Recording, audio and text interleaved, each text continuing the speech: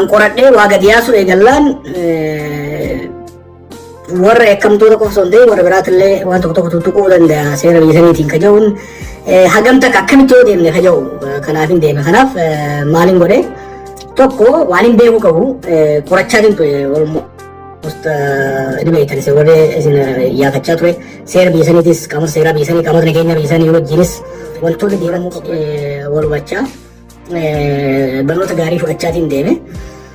Itti aansee caasaa namni keenya qe'ee fi Oromiyaa irraa kaasee hanga Jibuutiif Somaalee keessan dabaree galaana diimaa qaxxaamuree Yemeniin baasee Suudii seenutti proosesummaan kun maal fakkaata ka jedhu I want to have a picture of it. Kan amma hanga wayyaa amma hubannaa gaarii qaba jechuu hin danda'a. Kanaas hubachuu hin barbaade. Kanaafin hagammaa isinirraa ture turuu kiyyatti dhiifama gaafadha amma garuu kana caalaa turuun tokko warri garri mootummaatis tarkaanfiin isaan fudhataa jiran hin agarre warri Suudiitis waggaa gaafannu namni dubbii kana xiyyeeffannoo nuuf kennee hin jiru inumaatu yakka biyya keenya keessatti hojjetamu kana tarkaanfii fudhachuufu odeeffannoo hawaasni keessanii mootummaan keessan odeeffannoo waan nuuf hin kennineef yoo akkuma nasiibaa irra buune malee osoo dhageenyu osoo agarru tarkaanfii fudhachuudhaaf namoota kana qabuudhaaf adabuudhaaf mootummaan keessanis hawaasni keessanillee rakkoo qabaa sadarkaa jannirra ga'an jechuudha. Kana egaa walhubannaa irra geenye booda gara saaxilutti deemne kanaafin ture Dr. Asli.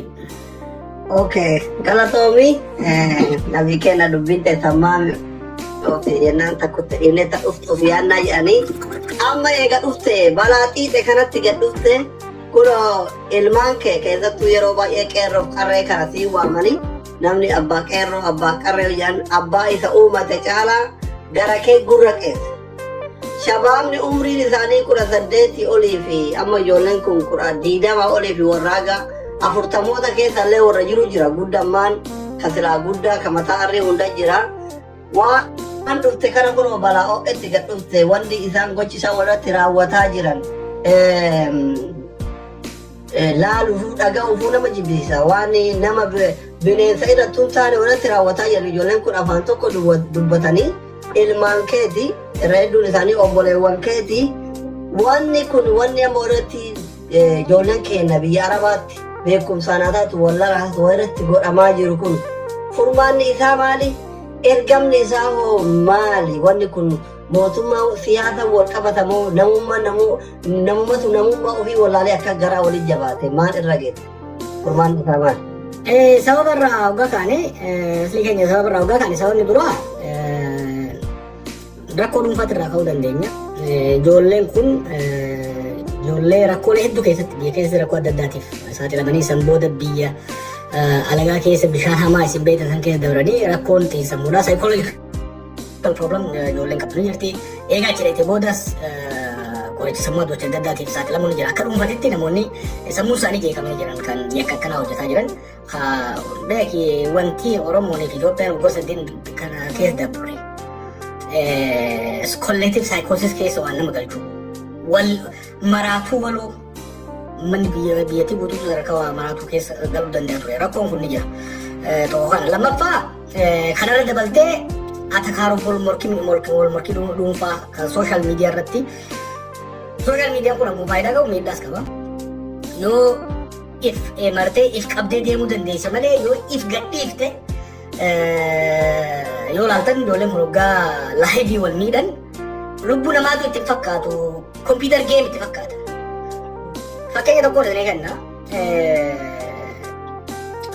lolli dirooniidhaa kun amma namni dur waggaa ol lolu kilaashii isaa ta'u garnoon qabatee wal harkaatti yookiin immoo uleelis yoo taate dur irraa kaasee wal harkaa waan wal dha'uuf ani niin du'a jaa nama duusni harka walii nahuudhaa jira. Walii nahuu sodaachuunis dhiiga sodaachuunis ni jira. Wanni dirooniin tun fidde maali? Fagoo teesseeti nama dhooyta. Nama dhawusaa hin biran geessu atillee hin deemtu. So what is drone warfare did? Emotionidha keessaa baase. Bakka takka ruumii diroonii tokko dhaqee ilaaleen ture biyyoetiitti. Ijoollee achi keessi ijoollee xiqqoo ijoollee amma 20 keessaa tana hoggaa lolarra diroonii dhukaasan akka nama geema kompiitaraa taphatutti ilaalanii jechuudha. Akka nama ajjeesanitti osoo hin ta'in akka nama geema kompiitara taphattutti ilaalan jechuudha.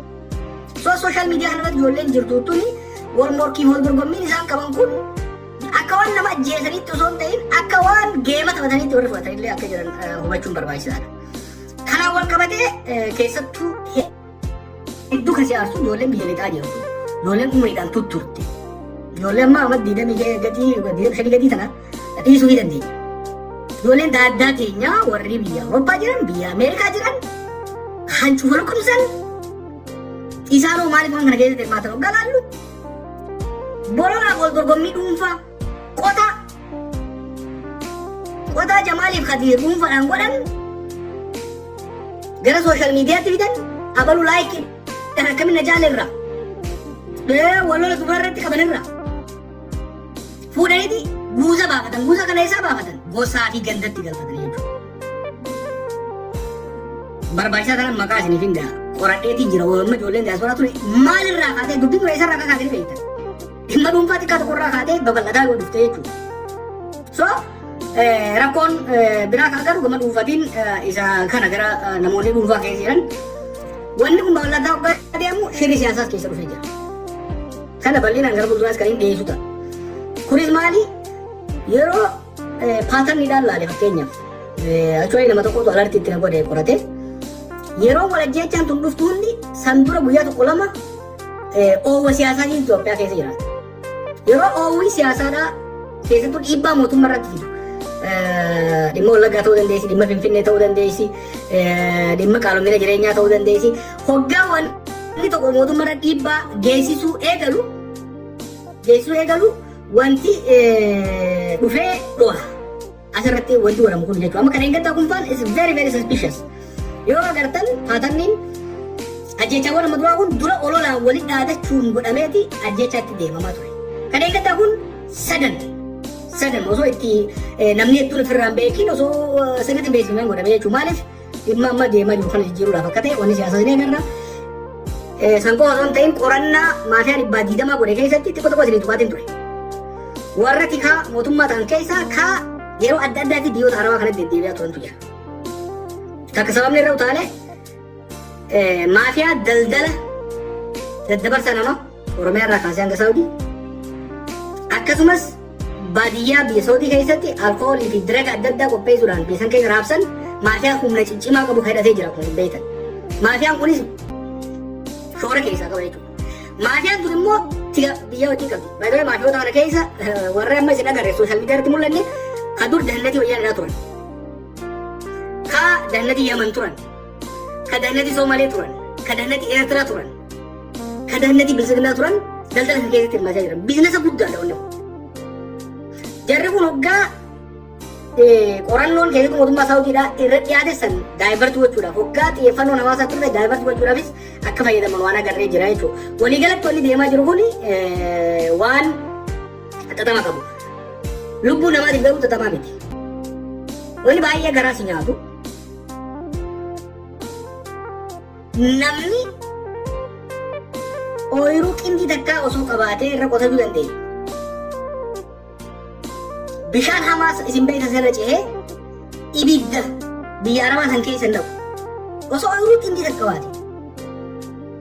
Amma tokko waan nyaatu ijoolleen ture iddoo isaa ijoollee baratti. Hojii mootummaa hin dhaban, ooyiruu qotaa hin qaban, aayyoo faabboo fuuldura dhaabatanii laaluu waan hin dandeenyeef garas baqatan. Lammaffaa milishaaf qeetti ijoolleen ture hidhamtee, cafaqamtee, rakkattee garas deemte. Warra kana kan ajjeefamaa jiru. Warra ajjeefamaa jiru kunoo warra akkamii rabbii isin mul'isaadhaati. Warra sooshaal miidiyaa wal arrabsu kana osoo taate barra qoon qabu. Osoo Aslii fi Hamzaan wal cafaqanii barra asii wal lolan jetta. Isaan namni isaan tuqu hin jiru. Nama sooshaal miidiyaa irratti wal loluu dhiisi bilbila harkaa hin qabne. Kan egaa bishaan dhuge guyyaa meeqa? Agartanii jirtan gurbaa tokko fakkeenyaaf yoo ajjeesuu deemtan woomana nyaachisaa kan yoo tokko agartanii ijoollee waan takka irraa hin qabne kareefu guyyaa meeqaa booda achi geesse dalagaa barbaadu jirtu. Kaa bakka sanitti arsummaa walloo Harargee Jimmaa dhiisii namummaan irraa badee ijjibbiti. Nama ijoollee shan qabu daa'ima amma 18 Ijoollee duraa wanni isaan godhan waan ajaa'ibaati. Waan hedduu nama gaddisiisu jechuudha. Kana keessatti ka maafiyaadhaa naa gala. Ka mootummaadhaas naa galti siyaasa. Garuu ijoolleen teenya tarakkoo akkasii keessa ifiifuu dabartee achi dheeyte.